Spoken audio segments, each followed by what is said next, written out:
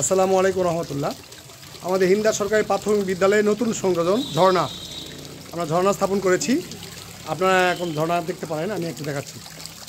বাচ্চাদের মানে চিত্তাকর্ষক করার জন্য বা বাচ্চাদেরকে স্কুলমুখী করার জন্য, স্কুলে আকর্ষণীয় করার জন্য, স্কুলকে মানে স্কুলে তারা আসবে, তারা এইসব দেখবে, স্কুলে তারা নিয়মিত হবে, এই কারণে এই উদ্যোগটা গ্রহণ করা হয়েছে।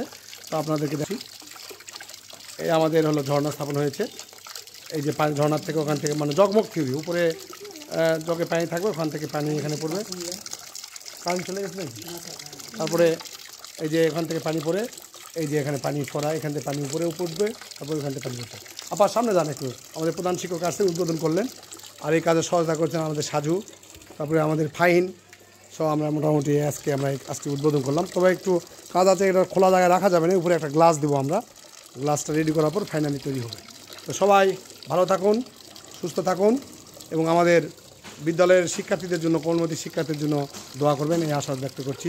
কমেন্টে জানাবেন যে আমাদের ঝর্ণা বা এই ইনোভেশনটা আপনাদের কেমন লেগেছে। খুব কম, বেশি টাকা না, মাত্র 4-5 হাজার টাকার বিনিময়ে এটা কাজটা করেছি। সবাই ভালো থাকবেন। আসসালামু আলাইকুম।